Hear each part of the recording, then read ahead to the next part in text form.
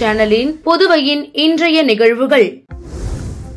அதிமுக பொதுச் செயலாளர் எடப்பாடியாரை விமர்சித்த தமிழக பாஜக தலைவர் அண்ணாமலையை கண்டித்து அதிமுக மாநில செயலாளர் அன்பழகன் தலைமையில் 100க்கும் மேற்பட்ட அதிமுகவினர் அண்ணாமலையின் உருவப்படத்தை கிழித்து கண்டன ஆர்ப்பாட்டத்தில் ஈடுபட்டனர். தமிழக பாஜக தலைவர் அண்ணாமலை அதிமுகவையும் அதன் பொதுச் செயலாளர் எடப்பாடியாரையும் விமர்சித்து பேசியதை கண்டித்து புதுச்சேரி அண்ணா சிலை அருகே அதிமுக மாநில செயலாளர் அன்பழகன் தலைமையில் 100க்கும் மேற்பட்ட அதிமுகவினர் போராட்டத்தில் ஈடுபட்டனர். அப்போது அண்ணாமலையின் உருவப்படத்தை கிழித்து தங்களது எதிர்ப்பை தெரிவித்தனர். இதனைத் தொடர்ந்து செய்தியாளர்களிடம் பேசிய மாநில செயலாளர் அன்பழகன், அண்ணாமலைக்கு அதிமுகவையோ அதன் தலைவர்களையோ பற்றி விமர்சிக்க தகுதியும் அருகதையும் இல்லை என தெரிவித்தார். புதுச்சேரி மாநிலத்தில் பாஜக ஆட்சியில் இருந்தும் பாராளுமன்ற தேர்தலில் படுதோல்வி அடைந்தது ஏன் என்றும், இது பற்றி பேச அண்ணாமலைக்கு திராணி இருக்கிறதா என கேள்வி எழுப்பிய அன்பழகன், புதுச்சேரிக்கு அண்ணாமலை வந்தால் சரியான பதிலடி கொடுப்போம் என எச்சரிக்கை விடுத்தார். அண்ணாமலை அவர்கள் நாவடக்கத்தோடு பேசவில்லை என்றால் புதுச்சேரி மாநிலத்தில் அவர் எப்பொழுது கால் எடுத்து வைத்தாலும் அவருக்கு புதுச்சேரி அதிமுக கழகம் சரியான பதிலடியை தகுந்த விதத்தில் நாங்கள் நிச்சயமாக கொடுப்போம். 30 ஆண்டுகளுக்கு மேலாக தமிழகத்தை ஆட்சி செய்த இயக்கம் எங்களது அனைத்து இந்திய அண்ணா திராவிட முன்னேற்ற கழகம். அப்பொழுதெல்லாம் இந்த பிஜேபி இந்த தேசிய அளவில் இரண்டே இரண்டு இடங்களை பெற்றிருந்த போது தமிழகத்தில் அனைத்து இந்திய அண்ணா திராவிட முன்னேற்ற கழகத்தினுடைய ஆட்சி ஒப்பற்ற ஆட்சி இங்கு நடைபெற்றது. இதையெல்லாம் சிறிது கூட தெரிந்து கொள்வதில் அக்கறை இல்லாத, அறிவு இல்லாத, முட்டாள்தனமான, கர்நாடகத்தில் புரோக்கர் வேலை செய்து கொண்டு பணத்தை கொள்ளையடித்து விட்டு அந்த கொள்ளையடித்த பணத்தை பாதுகாப்பதற்காக தனக்கு ஒரு கட்சி தேவை என்கின்ற விதத்தில் பிஜேபியில் இணைந்து இன்று திராவிட முன்னேற்ற கழகத்தினுடைய வாயாகவும், திராவிட முன்னேற்ற கழகத்துக்கு பி டீமாகவும், திராவிட முன்னேற்ற கழகம் அனைத்து தேர்தல்களிலும் வெற்றி பெறுகின்ற விதத்தில் தன்னுடைய கட்சி பணியை தொடர்ந்து தேவையில்லாத விதத்தில் நடத்தி ஒரு அற்புதமான கூட்டணியை வரவிடாமல் தடுத்து இன்றைய தினம் அண்ணாமலை அவர்கள் எங்களை பற்றி தரம் தாழ்ந்து பேசுகிறார். எங்களுடைய பொதுச் செயலாளரை பற்றி பேசுவதற்கு இந்த ஆளுக்கு என்ன யோக்கியது இருக்குது? பகுஜன் சமாஜ் கட்சியின் தமிழக மாநில தலைவர் ஆம்ஸ்ட்ராங் வெட்டி படுகொலை செய்யப்பட்டதை கண்டித்து புதுச்சேரியில் பகுஜன் சமாஜ் கட்சியினர் கண்டன ஆர்ப்பாட்டத்தில் ஈடுபட்டனர். சென்னையில் தமிழக பகுஜன் சமாஜ் கட்சியின் மாநில தலைவர் ஆம்ஸ்ட்ராங் வெட்டி படுகொலை செய்யப்பட்ட சம்பவம் பெரும் அதிர்வலையையும் ஏற்படுத்தியுள்ளது. இதற்கு அரசியல் கட்சியினர் மற்றும் பல்வேறு தரப்பினரும் கண்டனம் தெரிவித்துள்ளனர். இதனிடையே புதுச்சேரியில் ஆம்ஸ்ட்ராங் கொலை வழக்கு குற்றவாளிகளை கைது செய்ய வலியுறுத்தியும் சட்டம் ஒழுங்கை பாதுகாக்க தவறிய தமிழக அரசை கண்டித்தும் பகுஜன் சமாஜ் கட்சியினர் அண்ணா சிலை அருகே கண்டன ஆர்ப்பாட்டத்தில் ஈடுபட்டனர். மாநில தலைவர் மூர்த்தி தலைமையில் நடைபெற்ற ஆர்ப்பாட்டத்தில் சிறப்பு அழைப்பாளராக அதிமுக மாநில செயலாளர் அன்பழகன் பங்கேற்று ஆம்ஸ்ட்ராங் படத்திற்கு மலர் தூவி அஞ்சலி செலுத்தி கண்டன உரையாற்றினார். ஆர்ப்பாட்டத்தில் சுமார் 50க்கும் மேற்பட்ட பொதுநல அமைப்பினர் கலந்து கொண்டு உண்மையான குற்றவாளிகளை கைது செய்ய வேண்டும், சட்டம் ஒழுங்கை பாதுகாக்க தமிழக அரசை கண்டித்து கண்டன கோஷங்களை எழுப்பினர். மக்களவைத் தேர்தலில் படுதோல்வி அடைந்தும் முதல்வர் ரங்கசாமி மற்றும் அமைச்சர்கள் திருந்தவில்லை என முன்னாள் முதல்வர் நாராயணசாமி விமர்சித்துள்ளார். புதுச்சேரியில் உள்ள தனது இல்லத்தில் செய்தியாளர்களை சந்தித்த முன்னாள் முதல்வர் நாராயணசாமி, என்ஆர் காங்கிரஸ் கூட்டணியில் உள்ள பாஜக நியமன மற்றும் சுயேட்சை எம்எல்ஏக்கள் முதல்வர் அமைச்சர்கள் மீது ஊழல் புகார் தெரிவித்துள்ளதால் காங்கிரஸ் கட்சி சார்பில் சொல்லப்பட்ட புகார்கள் ஊர்ஜிதம் செய்யப்பட்டுள்ளது என்றும், பதவி போட்டியில் மக்கள் நலத்திட்டங்களை ஆட்சியாளர்கள் செயல்படுத்தவில்லை என குற்றம் சாட்டினார். குப்பை வாருவது, மதுபான தொழிற்சாலை, சிகப்பு குடும்ப அட்டை என அனைத்திலும் ஆட்சியாளர்கள் ஊழல் செய்கின்றனர் என்றும், ஊழல் சம்பந்தமான புகார்களுக்கு முதல்வர் ரங்கசாமி அமைச்சர்கள் வாய் திறக்காதது ஏன் என்றும், ஆட்சி அதிகாரத்தை பயன்படுத்தி ஊழலை மூடி மறைக்க பார்க்கின்றனர் என்றார். இந்த ஆட்சி ஆட்டம் கண்டுவிட்டது என்றும், இந்த ஆட்சியின் நாட்கள் எண்ணப்படுகின்றன எனவும், அவர்களின் உட்கட்சி விவகாரத்தில் காங்கிரஸ் தலையிட விரும்பவில்லை என தெரிவித்தார். மக்களவை தேர்தல் படுதோல்விக்கு பிறகும் முதல்வர் ரங்கசாமி மற்றும் அமைச்சர்கள் திருந்தவில்லை என்றும் ஆட்சியாளர்களின் ஊழல் முறைகேடு குறித்து பிரதமர் உள்துறை அமைச்சருக்கு கடிதம் அனுப்ப உள்ளதாக தெரிவித்தார். புதுச்சேரி மாநிலத்தில் பொறியியல், கலை, அறிவியல் படிப்பிற்கான முதற்கட்ட கலந்தாய்வு நிறுத்தப்பட்டுள்ளது. புதுச்சேரி மாநிலத்தில் கலை, அறிவியல் மற்றும் பொறியியல் படிப்பிற்கான இறுதிக்கட்ட தரவரிசை பட்டியல் வெளியிடப்பட்டு இன்று முதற்கட்ட கலந்தாய்வு மூலம் மாணவர் சேர்க்கை நடைபெறவிருந்தது. இதில் ஒரு மாணவன் தனது சாதி சான்றிதழ் இணைக்கப்படாததால் தரவரிசை பட்டியலில் இருந்து நீக்கப்பட்டதால் சென்னை உயர்நீதிமன்றத்தில் வழக்கு தொடரப்பட்டது. இதனைத் தொடர்ந்து இன்று நடைபெறுவதாக இருந்த சென்டாக் மாணவர் சேர்க்கை திடீர் ரத்து செய்யப்பட்டு அறிவிப்பு வெளியாகியுள்ளது. இந்தியன் ரெட் கிராஸ் புதுச்சேரி கிளை சார்பில் தீ விபத்தில் வீட்டை இழந்த குடும்பத்திற்கு சமையல் உபகரணங்கள் வழங்கப்பட்டது. புதுச்சேரி சொக்கநாதன்பேட்டை தெற்கு அணைக்கரை வீதியில் வசிக்கும் மணிமொழி வீடு தீ விபத்தினால் பாதிக்கப்பட்டது. இதனை அடுத்து Indian red cross society Puducherry கிளையின் சார்பில் பாதிக்கப்பட்ட குடும்பத்திற்கு சமையல் உபகரணங்கள் வழங்கப்பட்டன. Indian red cross society Puducherry கிளையின் சேர்மன் லட்சுமிபதி தலைமையில் நிர்வாக குழு உறுப்பினர் ஐயனார், ஆயுட்கால உறுப்பினர்கள் சங்கரநாராயணன், கந்தசாமி மற்றும் தன்னார்வலர்கள் இந்த உதவியினை வழங்கினார்கள். புதுச்சேரியில் மத்திய பணியாளர் தேர்வாணையம் சார்பில் இருவேறு தேர்வுகள் 9 மையங்களில் நாளை நடைபெறுகிறது. புதுவை அரசு பணியாளர் மற்றும் நிர்வாக சீர்திருத்தத்துறை சார்பு செயலர் ஜெய்சங்கர் வெளியிட்ட செய்திக்குறிப்பில், மத்திய பணியாளர் தேர்வாணையம் வருங்கால வைப்பு நிதி அமைப்பில் உள்ள நேர்முக உதவியாளர் பதவி மற்றும் இஎஸ்ஐ செவிலியர் அதிகாரி ஆகிய பணிகளுக்கான போட்டித் தேர்வை நடத்துகிறது. வருங்கால வைப்பு நிதி உதவியாளருக்கான தேர்வானது நாளை காலை 9:30 மணி முதல் பகல் 11:30 மணி வரை நடைபெறுகிறது. இதற்காக புதுச்சேரி முத்தியால்பேட்டை மகாத்மா காந்தி வீதியில் உள்ள பாரதிதாசன் அரசு மகளிர் கலைக் கல்லூரி வளாகத்தில் தேர்வு மையம் அமைக்கப்பட்டுள்ளது. வருங்கால வைப்பு நிதி உதவியாளர் தேர்வுக்கு 315 பேர் அனுமதிக்கப்பட்டுள்ளனர். செவிலியர் அதிகாரி தேர்வுக்கு 3305 பேர் அனுமதிக்கப்பட்டுள்ளனர். தேர்வு மையங்களுக்கு சிறப்பு பேருந்துகள் இயக்கப்படுகின்றன. தேர்வு நேரத்திற்கு 30 நிமிடங்களுக்கு முன்னதாகவே அனைவரும் வர வேண்டும். தேர்வறைக்குள் அனுமதிக்கப்பட்ட அட்மிட் கார்டு மற்றும் அதில் குறிப்பிட்டுள்ள எண் உள்ள அடையாள அட்டையை கொண்டு வர வேண்டும் என குறிப்பிடப்பட்டுள்ளது. பாரதிய ஜன சங்கத்தின் நிறுவனர் டாக்டர் ஷியாம் பிரசாத் முகர்ஜியின் 123வது பிறந்தநாள் விழா ஊசுடு தொகுதி பாஜக சட்டமன்ற உறுப்பினர் அலுவலகத்தில் இனிப்பு வழங்கி கொண்டாடப்பட்டது. ஊசுடு தொகுதி சட்டமன்ற உறுப்பினரும் அமைச்சருமான சாய் ஜே சரவணன்குமார் அறிவுறுத்தலின் பேரில் பாரதிய ஜன சங்கத்தின் நிறுவனர் ஷியாம் பிரசாத் முகர்ஜியின் 123வது பிறந்தநாள் விழா ஊசுடு தொகுதி தலைவர் ஐயனார் தலைமையில் 10 கண்ணு பகுதியில் உள்ள சட்டமன்ற உறுப்பினர் அலுவலகத்தில் இனிப்பு வழங்கி மரக்கன்றுகள் நடப்பட்டு கொண்டாடப்பட்டது.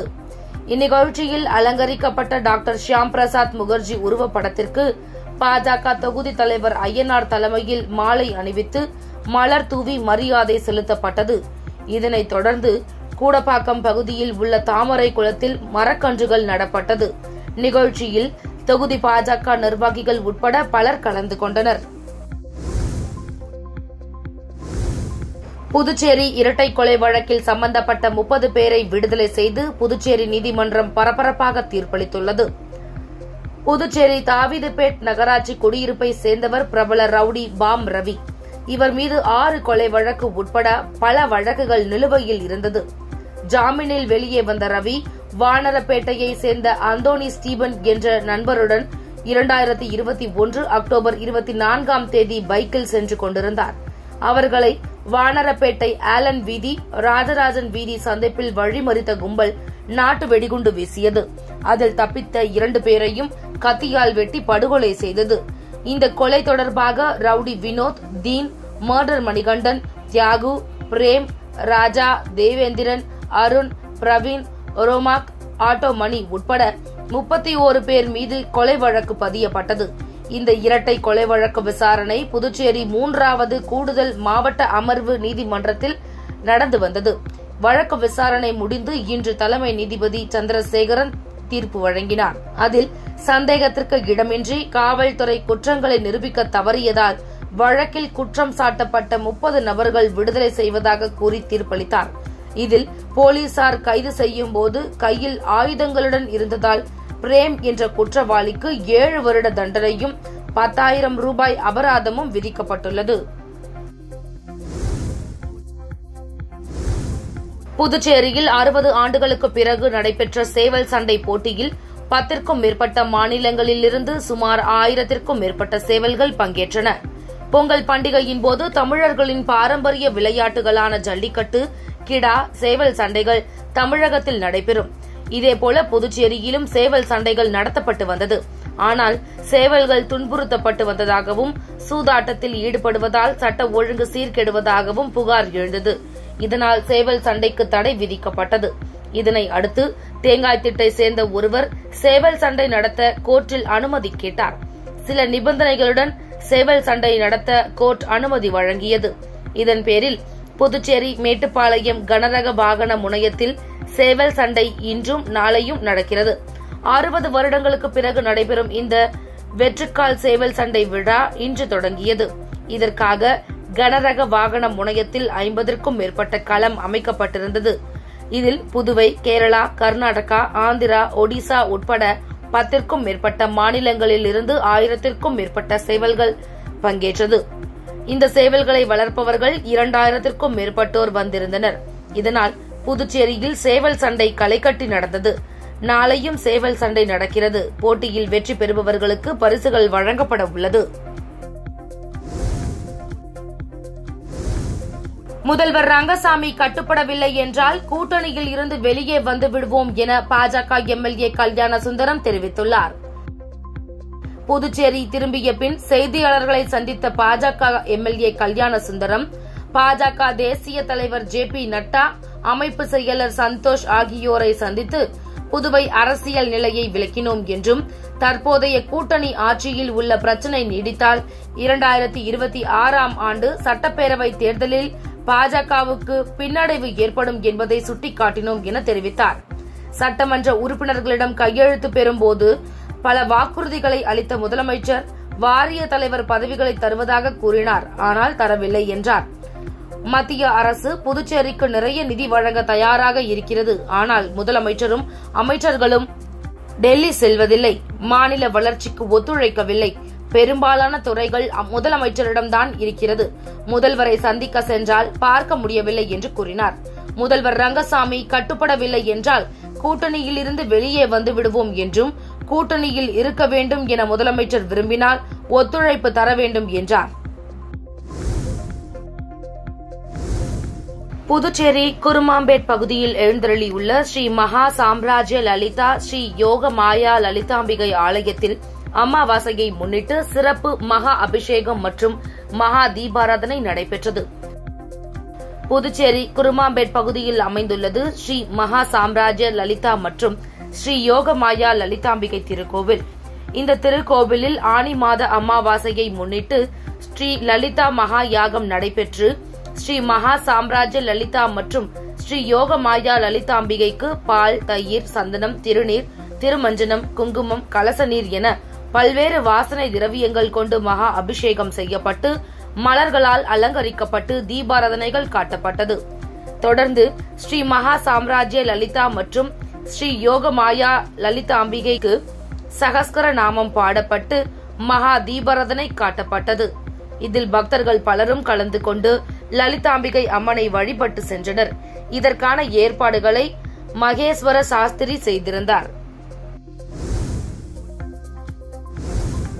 புதுச்சேரியில் முதியவரை ஏமாற்றி நகை, பணம் திருடிய வழக்கில் குற்றம் சாட்டப்பட்ட பெண்கள் இருவருக்கும் தலா 2 ஆண்டுகள் சிறை தண்டனை விதித்து நீதிமன்றம் உத்தரவிட்டுள்ளது. புதுச்சேரி வானரப்பேட்டை ஜெயராம் செட்டி தோட்டத்தை சேர்ந்தவர் வீரமணி. இவர் கடந்த ஜனவரி மாதம் வீட்டு வேலைக்கு பெண்கள் தேவை என நண்பர்களிடம் கூறியுள்ளார். இந்நிலையில் 2 பெண்கள் வேலை கேட்டு வந்துள்ளனர்.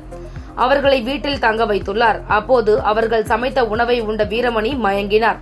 அவர் மயக்கம் தெளிந்த போது வீட்டில் இருந்த 15 பவுண்ட் நகைகள், ரூபாய் 35,000 உள்ளிட்டவை திருடப்பட்டிருந்தது. இதுகுறித்து ஒதியஞ்சாலை காவல் நிலையத்தில் வீரமணி புகார் அளித்தார். இது தொடர்பாக மதுரையை சேர்ந்த முத்துலட்சுமி, சித்ரா ஆகியோர் கைது செய்யப்பட்டனர்.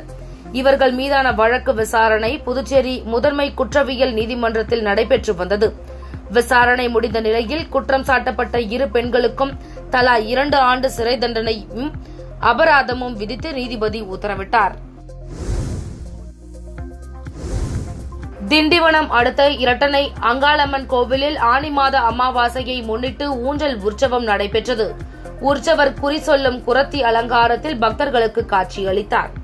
விழுப்புரம் மாவட்டம் திண்டிவனம் அடுத்த இரட்டனை கிராமத்தில் கோவில் கொண்டுள்ள ஸ்ரீ அங்காளம்மன் கோவிலில் ஆனி மாத அமாவாசை ஊஞ்சல் உற்சவம் நடைபெற்றது. மூலவர் அங்காளம்மன் சந்தனக்காப்பு அலங்காரத்தில் பக்தர்களுக்கு காட்சியளித்தார். உற்சவர் குறி சொல்லும் குரத்தி அலங்காரத்தில் நின்றபடி கோவில் உட்பிரகாரம் வலம் வரும் காட்சி நடைபெற்றது. இதனைத் தொடர்ந்து உற்சவர் கோவில் வளாகத்தில் ஊஞ்சலில் கொலு வீற்றிருக்க செய்தனர். ஊஞ்சலில் குறி சொல்லும் குரத்தி அலங்காரத்தில் இருந்த அம்மனை பக்தர்கள் தாலாட்டி வணங்கினர். இந்த ஊஞ்சல் உற்சவத்தில் திரளான பக்தர்கள் கலந்து கொண்டு சுவாமி தரிசனம் செய்தனர். புதுச்சேரி அருகே உள்ள திருச்சிற்றம்பலம் வேதபுரீஸ்வரர் நகரில் அமைந்துள்ள ஸ்ரீ லலிதா திரிபுர சுந்தரி மற்றும் மகாவராகி அம்மனுக்கு ஆனி மாத அமாவாசையை முன்னிட்டு சிறப்பு யாகம் நடைபெற்றது. தீபாராதனை காட்டப்பட்டது. புதுச்சேரி அருகே உள்ள திருச்சிற்றம்பலம் வேதபுரீஸ்வரர் நகரில் அமைந்துள்ள இத்திருக்கோவிலில் எழுந்தருளியுள்ள ஸ்ரீ லலிதா திரிபுர சுந்தரி மற்றும் மகாவராகி அம்மனுக்கு மாதந்தோறும் அமாவாசை பூஜை நடைபெற்று வருகின்றது. இதனை ஒட்டி கோபூஜை, பைரவர், பத்ரகாளி, வராகி, ராஜமாதங்கி, திதி நித்யா, லலிதாம்பிகை, கலச ஆவாகனம் மற்றும் காய்ந்த மிளகாய், கிழங்குகள், மூலிகை திரவகங்களால் ஹோமம் நடைபெற்று பூர்ணகுதி நடைபெற்றது. தொடர்ந்து யாகசாலையில் வைக்கப்பட்ட புனித நீரானது எடுத்து வரப்பட்டு ஸ்ரீ லலிதா திரிபுர சுந்தரி மற்றும் மகாவராகிக்கு அபிஷேகம் செய்யப்பட்டு தீபாராதனை காட்டப்பட்டது. இதற்கான விழா ஏற்பாடுகள் டிரஸ்ட் நிர்வாகிகள் ஸ்ரீவித்யா, உபாசகர் ஸ்ரீ ஸ்ரீ சக்தி சுவாமி தலைமையில் நடைபெற்றது. இதில் பக்தர்கள் பலரும் கலந்து கொண்டு ஸ்ரீ லலிதா திரிபுர சுந்தரி மற்றும் மகாவராகி அம்மனை வழிபட்டு சென்றனர்.